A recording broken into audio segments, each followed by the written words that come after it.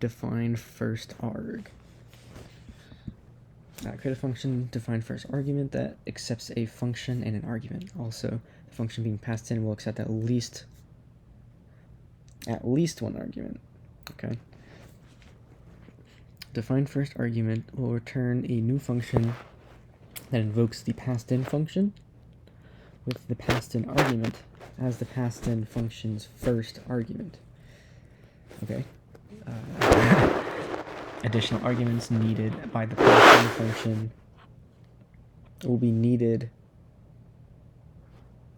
to be passed into the return function. Okay, so just to comprehend this a little bit better, I am just going to start out with again the structure here. So it's going to take at least one argument. So I'll use a spread thing there. I'll just do that with the plus and open this up here. And then, okay, what are we doing? Accepts an function and an argument. Also, the function being passed in will accept at least an argument. Will return a new function. Okay. Will return a new function that invokes the passed in function. Let's see what we got going down here. So yeah, subtract as a function two parameters, so it returns big minus small, and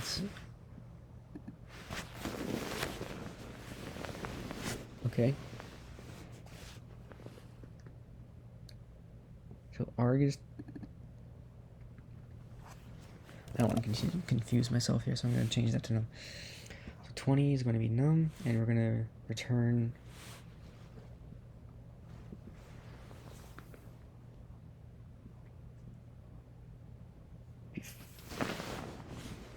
20 minus 5. How do we get that? So num is our first, and then 5 is the second. Okay, so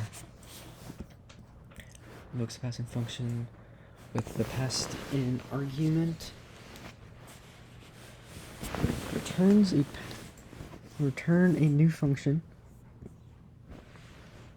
Invokes the passed in function. So func is invoked with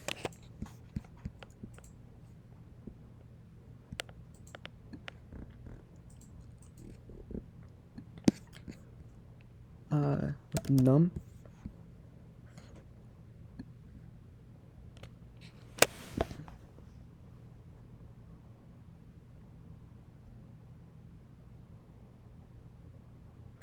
Additional arguments needed will be need to passed into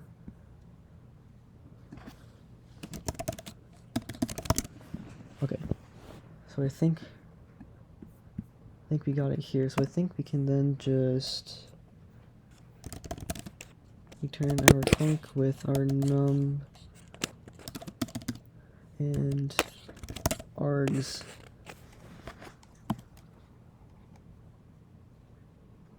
here.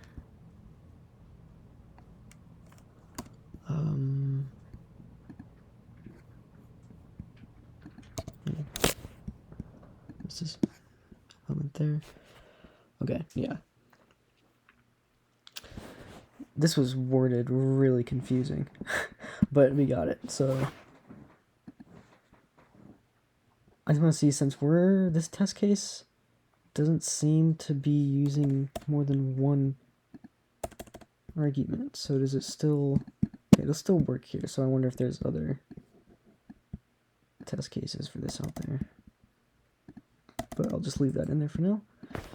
So yeah, so we take in our function, which is returning big minus small and a number. This number is going to be the big number in this function.